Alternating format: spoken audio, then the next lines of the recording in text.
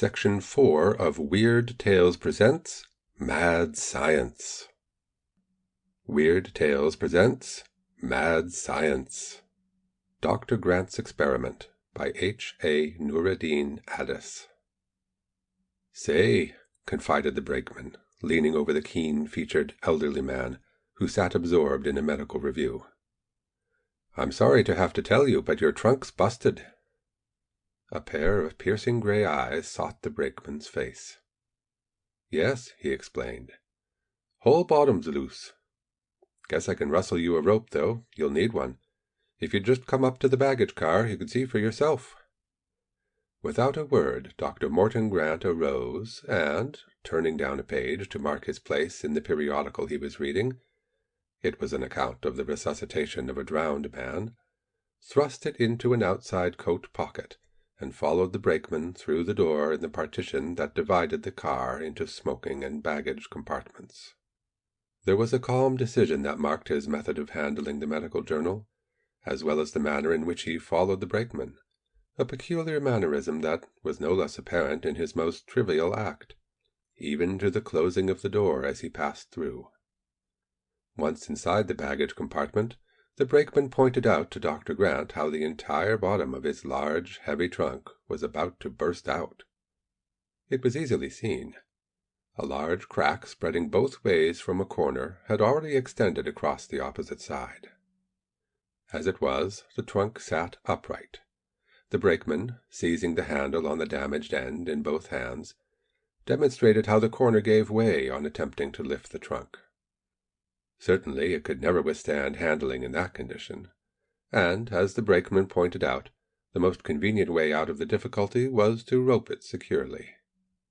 The trainman bustled about the little baggage compartment for a few moments, bringing to view many little odds and ends accumulated there in the ordinary course of the day's work, finally producing a fairly large coil of light rope such as is often used for cording heavy or insecure pieces of baggage. "Here, this'll about fill the bill," he remarked, handing the coil to the doctor, and hurrying to the door through which they had entered. "I'll have to get busy now. We've got kind of a bad piece of track ahead. Sorry I can't stay and help you. See you later." The doctor nodded carelessly and flung the end of the rope across the trunk. Perhaps if nothing had happened then to prevent, he would have gone on cording the trunk and finished without taking a special notice of his surroundings. But just as he threw the rope, a sudden lurch of the train caused him to stagger and jerk the rope back in a vain attempt to retain his footing. At the next moment he was sitting upon a long, low, narrow box, which, with three others exactly like it, occupied the side of the car opposite a number of trunks, among which was his own. For a moment the physician sat dazed. Not that he was injured at all, but the sudden, unexpected lurching of the car, together with his rapid efforts to save himself from falling, had come so suddenly that his mind had been unable to keep pace with his movements, and he was trying to reconstruct the chain of events that had led up to his finding himself sitting upon the low, narrow box. In the struggle, the doctor had allowed the coil of rope to slip from his grasp, and now he reached forward to retrieve it from the floor, when another violent lurch of the train brought him back to his seat upon the box. "The brakeman said this was a bad piece of track," he mused with a smile. "I'm inclined to agree with him." Now, for the first time, Dr. Grant's attention was drawn by something in the shape and size of the four boxes. He sat for a moment, studying them intently, and then a heavy wrecking bar that lay on the floor nearby impressed itself upon his mind.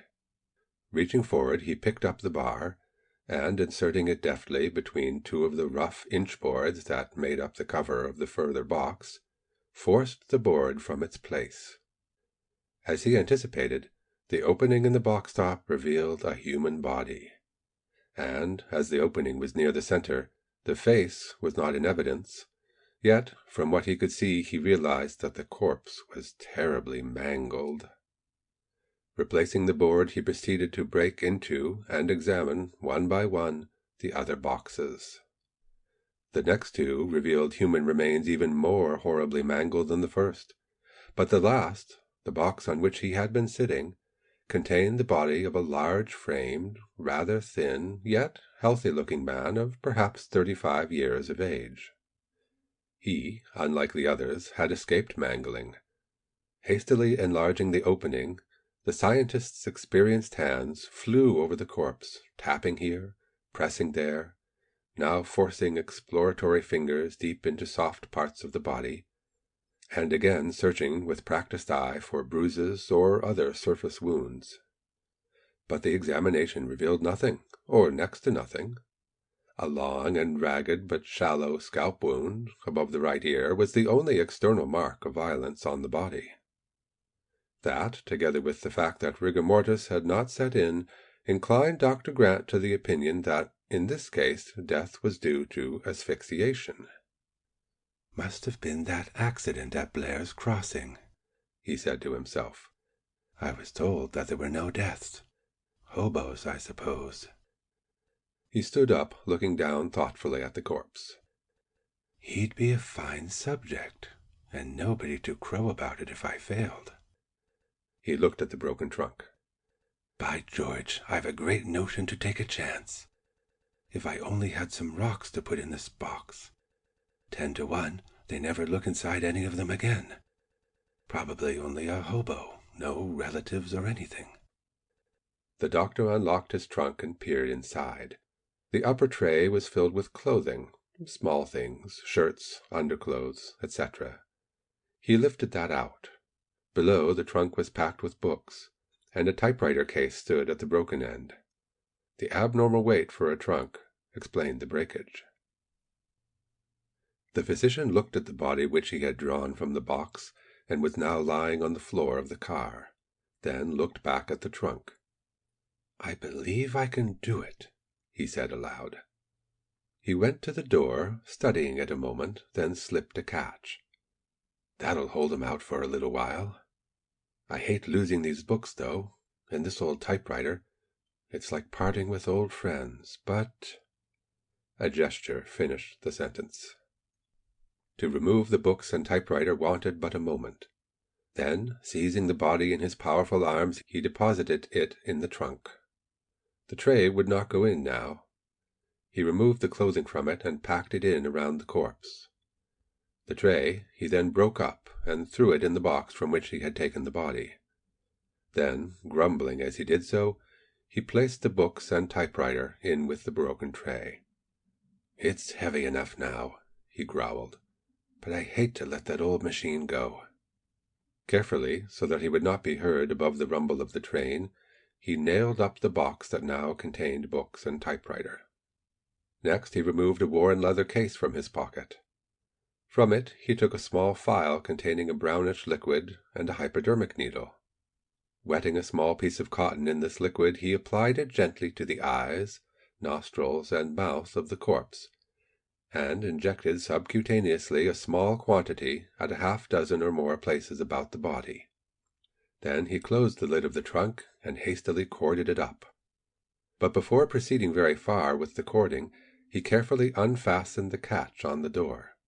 He need no longer fear interruption, and he breathed a sigh of relief that no one had tried the door while it was locked. The train was already approaching the suburbs of Ironville, Dr. Grant's home city, when he had finished his work in the baggage car. He hastened back to the smoker to get his hand luggage ready before they should reach his destination. And, a few minutes later, he was standing on the platform watching the porters as they removed his trunk from the baggage car, making facetious remarks about its weight as they did so. Had it not been for the contents of the trunk, the physician would have taken a taxi to his home, leaving the trunk to follow. But he dreaded the possible delay in that case.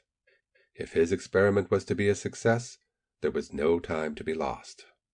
Consequently, he found an expressman, and, riding on the seat with the driver, kept the trunk in sight all the way home. To awake along somewhere in the late 30s or early 40s to the fact that one is a failure in life is by no means an unusual experience. What is unusual is found in the way the individual reacts to that awakening. Most men simply accept the bitter fact and plod along in their accustomed ruts, hopeless. although not usually without casting occasional envious glances in the direction of their contemporaries who have already achieved success, or those who are well on the road to its achievement. Some men there are whom this revelation merely causes to redouble their energies in the pursuit of their chosen professions, resolved that, however belated, their success shall be none the less brilliant. Then there are those, often unwise, souls, who cast themselves adrift from their old moorings, resolving to begin life anew, who seek entirely different surroundings, a different line of work, and a new set of friends. Of this type are many of the men who, on the threshold of middle age, with their families grown or growing up, suddenly disappear from their homes and friends, in many cases never to be seen or heard of again, or in a few rare instances to appear again after an absence of 10, 15, or 20 years, to lay a fortune at the feet of their loved ones. Of the latter type was John Ransom, although his method was not typical of his class. John Ransom did not run quite true to form.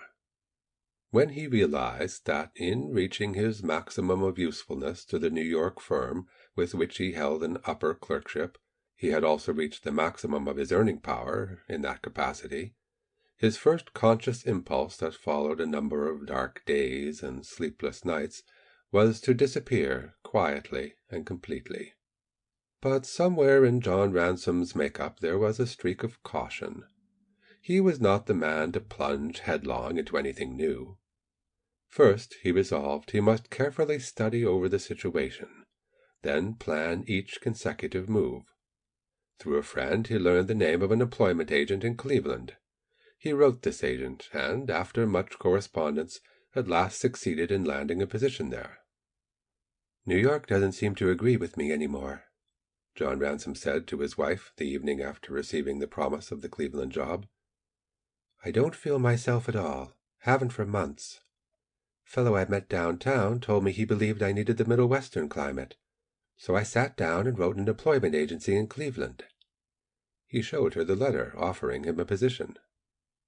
Although, because of the possible unfavorable psychological effect, she had refrained from mentioning it, Mrs. Ransom had for some time observed her husband's failing health. Consequently, she was not sorry to learn of this new resolution, even though it would entail the breaking up of many long-standing friendships, to say nothing of more ephemeral social connections. A week later, John Ransom left New York City with the understanding that as soon as he was settled in his new position, he would find a suitable home, then send for his wife and children. When he arrived in Cleveland, he registered at a good, medium-priced hotel. Several days were spent in looking over the city. It was his first trip west of the Hudson, and there were many things to see. On the evening of his arrival there, he wrote his wife. It was his first letter since leaving New York, as well as his last.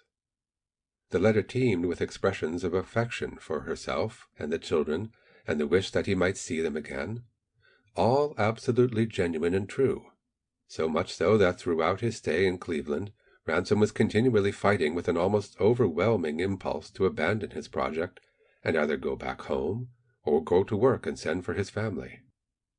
Finally, there came a morning when John Ransom was missing from his room at the hotel. His suitcases were still there, and they, together with the hotel dresser, contained all the possessions, clothing, and personal belongings that Ransom had taken with him, with the exception of an old, well-worn blue serge suit, a pair of canvas shoes, and a gray tweed cap. Mrs. Ransom later identified the suitcases and their contents, and made note of the missing articles, upon which descriptions of the missing man were broadcast over the country. When the eastbound freight drove its way through the middle of the string of empties at Blair's Crossing, the first report that went out to the world was that there had been no casualties. True, no member of either train crew was killed, or even seriously injured, but when an hour or so later the wrecking crew reached the scene, the first thing they did was to uncover the bodies of 4 men under a heap of wreckage. The car in which these men had been riding was evidently directly in the locomotive's path. The horrible mangling of 3 of them told as much, but the 4th was almost uninjured. It seemed that he had been rendered unconscious by a blow above the ear, then smothered by the bodies of the other 3, which were heaped about his head. "Hobos," was the infallible inference. "What shall we do with them? Nobody ever wants hobos," demanded one of the crew. "Couldn't possibly identify these fellows anyway," said the foreman, indicating the 3, "unless it might be by their clothes." "This one's all right, though," indicating the 4th. "Yes, but we might as well let 'em all go together," was the nonchalant reply. "Take some of their clothes for identification. Just a matter of form. Nobody'll trouble to look at 'em." So it happened that when the local accommodation train passed a short time later, 4 rough boxes, each containing the remains of one of the men, were put aboard, accompanied by a bundle of such of their clothing as the boss of the wrecking crew deemed possible of identification. Next day they were buried in Ironville. So far, no one had attempted to identify them, or even seemed at all interested in the dead hobos. But the clothes were preserved, and many days later Mrs. Ransom, overwhelmed with anxiety at the disappearance of her husband, came to learn that one of the hobos who lost his life at Blair's Crossing was wearing a blue serge coat and a gray tweed cap. By dint of much persistent correspondence with the proper authorities, she at last succeeded in getting these meager relics forwarded to New York. There she identified them as positively as might be under the circumstances, the names of makers and merchants bearing out the identification in every particular. "Can I give you a hand with that trunk, Doctor?" demanded a dark-bearded man, who stood at the curb watching Dr. Grant and the truckman as they unloaded the heavy trunk at the sidewalk in front of the physician's home. "Very kind of you, Mr. Forsyth," replied the doctor. "One end of it is a pretty big load for an old man like me. If you'll just take hold here, I guess this expressman's husky enough to carry his end." Then, as his neighbor attempted to take the whole weight of one end of the trunk on himself, "Hold on there, man. I know you're strong as an ox, but that's no reason why you should try to show me how weak and decrepit I am." "Any calls?" demanded the doctor of his housekeeper, as he turned to watch his neighbor returning to the less strenuous occupation of watering his lawn. "Too much blood pressure for that kind of exertion. His face is purple now, what little of it shows around the edges of his whiskers." "Nothing important, doctor," replied the woman, following the physician to the laboratory door, just within which they had deposited the trunk. "I wasn't expecting you back yet. Told everybody you wouldn't be back before tomorrow. Oh, yes, Mr. Mills wanted you to call up and make an appointment to see him about that Perkins case, just as soon as you got in." "All right, we'll let Mills think I got home tomorrow." "And Mr. Forsyth had a bad attack a day or 2 ago. They came for you, then called Dr. Ellsworth." "What was it? About as usual?" demanded the physician keenly. The housekeeper nodded. "I suppose so," she replied. "He was up and about the next day, seemed to feel as well as ever." "Strange man," commented Dr. Grant, shaking his head. "Simply will not take care of himself. Of course he says he has no great interest in his body. Told me the last time I saw him professionally that he'd be glad to be rid of it. Still, I noticed just now that he was proud as a boy to show off his great physical strength.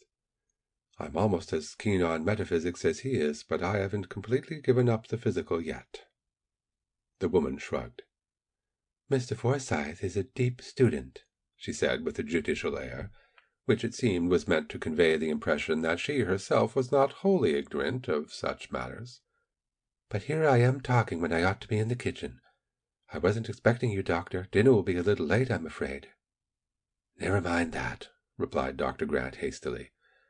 "I was called in consultation on a very serious case down at Red Falls, and will have to do some laboratory work tonight. Just make up a few sandwiches and a pot of coffee. I'll take them into the laboratory and get right to work." By the time the physician had settled with the expressman and run upstairs to wash and change into a light alpaca coat, the housekeeper was on hand with the sandwiches and coffee. Dr. Grant swept aside a rack of test tubes, a spirit lamp, 2 or 3 retorts containing strange-looking mixtures, and a skull, to make place for his food. Then, telling the woman that he was on no account to be disturbed that night, locked the door behind her, and, after eating a sandwich and drinking a cup of coffee, uncorded the trunk. No alteration was apparent in the appearance of the corpse. No indication of rigor mortis was yet discernible, which fact seemed to give satisfaction to Dr. Grant, although he admitted to himself that it might not have set in yet, in spite of the treatment he had given the corpse en route. A long table stood under the chandelier in the center of the room. This Dr. Grant cleared of the mass of chemical apparatus under which it groaned, and placed the limp body upon it. First he again applied the liquid that he used on the train, touching it to eyes, nostrils, and mouth, then subcutaneously. Next he took up a large notebook in which he had kept a record of experimentation upon cavies and other small animals, and for half an hour or more diligently studied these records. For hours the physician labored, at first psychically, then physically, as the phases of his experiment passed from the higher to the lower human functions. After the first few hours he came almost to despair of attracting the higher elements of the man into close relations with the body, but at last, at a little past 1 o'clock, his efforts were rewarded. A pulmotor went far toward completing his task when there remained only the reawakening of the physical functions of the body. Dawn was already breaking when the man began to breathe, ever so faintly. Gradually the physical body began to function in response to external stimuli, but all day the spark of life was very faint, very uncertain. At noon Dr. Grant came out of his laboratory, locking the door securely behind him, and warning his housekeeper against any sudden noise or heavy jar, saying that the vibration set up in such case might work disaster upon the delicate experiment which was in process of consummation within. "Any news?" he demanded of the housekeeper when he came to the end of the list of instructions. "Mr. Forsyth died suddenly in the night," she replied. "It was about 1 o'clock this morning. I happened to hear them calling for Dr. Ellsworth. Apoplexy, it seems." "Forsyth!" exclaimed the doctor. "William Forsyth at 1 o'clock! Good heavens!" Then, after a moment, "I don't know why I should feel surprised at the news.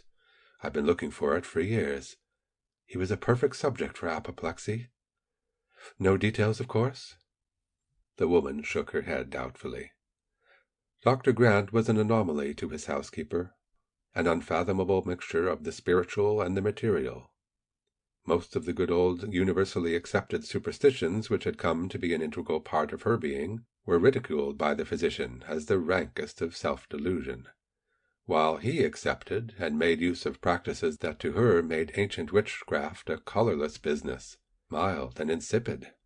Consequently, she was never sure where she would come upon her employer's line of demarcation. The deceased Mr. Forsyth had been a metaphysician of sorts, a student of the occult, of no mean attainments. "You remember the nail marks?" she asked diffidently. "The prints in his hands that developed when he was studying Christian mysticism so deeply?" The housekeeper nodded. "You know how he concentrated for a clearer conception of the crucifixion, and as a result the nail prints appeared?" "Yes," replied the physician. "I have seen them. They were a reality." "Mr. Thomas, the grocery solicitor, told me that the prints had disappeared since his death. Absolutely disappeared." "Eh?" ejaculated Dr. Grant, starting suddenly and shooting the woman a lightning glance from under his ragged brows. "The nail prints disappeared? Is he sure of that?"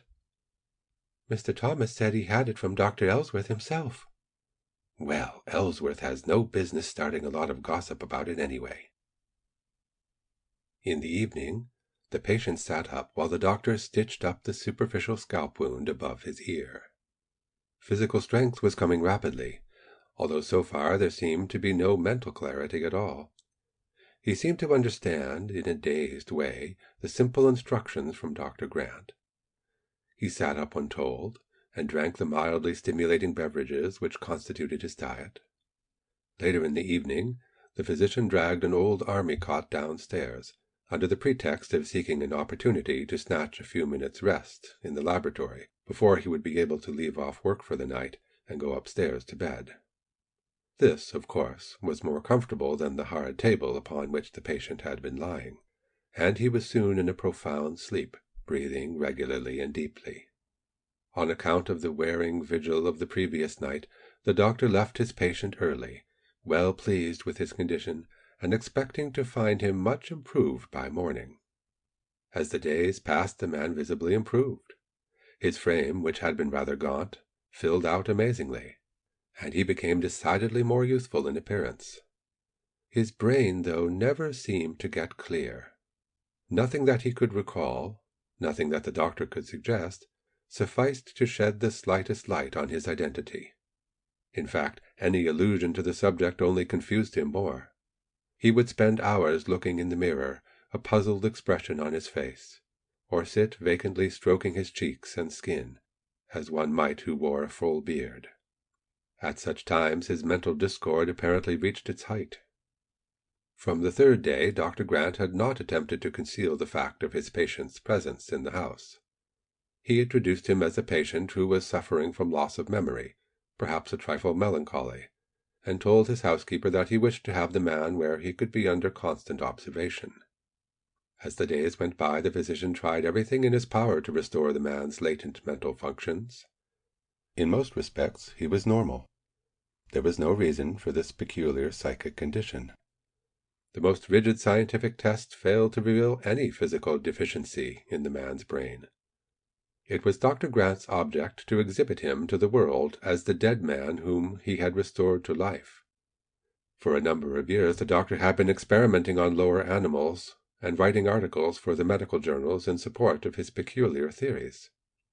In most cases they had been received with incredulity, often with ill-disguised ridicule.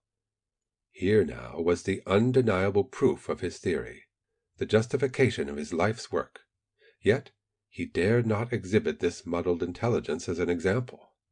A man who nearest approached the normal when sitting, his hands in his lap before him, staring wide-eyed at the open palms, was not the sort of proof he wanted. Then came a night when the man disappeared, and with him passed Dr. Morton Grant's opportunity for fame as the man who had restored the dead to life. But the physician's sensation was not wholly one of disappointment upon discovering his loss. About 2 years later, Mrs. John Ransom was hurrying home to her children one afternoon. With the identification of the garments found upon the man killed at Blair's Crossing, she had given up all hope of ever again seeing her husband. She had taken her eldest son out of school at once, and since that time the two of them had managed to support themselves and the younger children. Life was hard, certainly, but not more so than in the cases of thousands of other women who are left each year with growing families and no means of caring for them. As she passed 8th Avenue, walking west on 23rd Street, she saw a familiar-looking figure in the garb of a street worker. At first she received no more striking impression than just of familiarity. She hesitated, turned into 8th Avenue, and approached the man, eagerly scrutinizing his face and figure as she did so. "John!" she cried, as, standing on the curb, she faced her long-absent husband, who eyed her dully in half-dazed wonder. "John, where have you been all these years? Why didn't you come home?" There was no reply, only the strange, puzzled stare. "Why don't you speak? Oh, what is it, John? What is the matter?" And, half crying, she ran forward and seized his hand. "What makes you stare so? Why do you look so strange? Don't you know me? Your wife, Anne?" "Wife," he whispered thickly. "Wife." And he shook his head. "No, I don't know." Her eager eyes fell upon the ugly, jagged scar above his ear. "Ah!" she exclaimed, understandingly. "My poor boy, your head has been terribly injured, and loss of memory has resulted from that injury." For a moment she stood silent, thinking rapidly.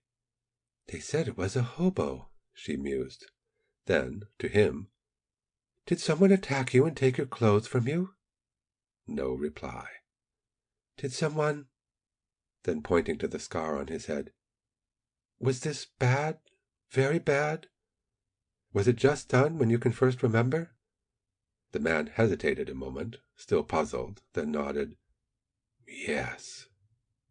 And the man who stole your clothes was the man that was killed. Oh, John, isn't it fine to have you home again? And we'll nurse you up and make you just as well and strong as you used to be. Reluctantly, it seemed, dazedly, the man followed as she led him to the pavement and in the direction of the little apartment she called home. The memory that he searched in the attempt to place this woman was a dwelling-place of shadows, and among those shadows there was none that resembled her. "And look!" she cried, examining more closely the hand which she had continued to hold as though she would never again let it go. "See what they have done to this hand! There are great scars as though nails had been driven through the palm, and—" as she held up the other, more for his own than her inspection, "the other is just like it. My poor boy, what you must have suffered!" The keen feminine intuition of the woman sensed the quieting of the man's perturbed brain, sensed the soothing, calming influence that swept over him as she studied his scarred palms. "My hands," he breathed contentedly. "Yes, your hands, John," she murmured happily, pressing his arm. "John." "John?"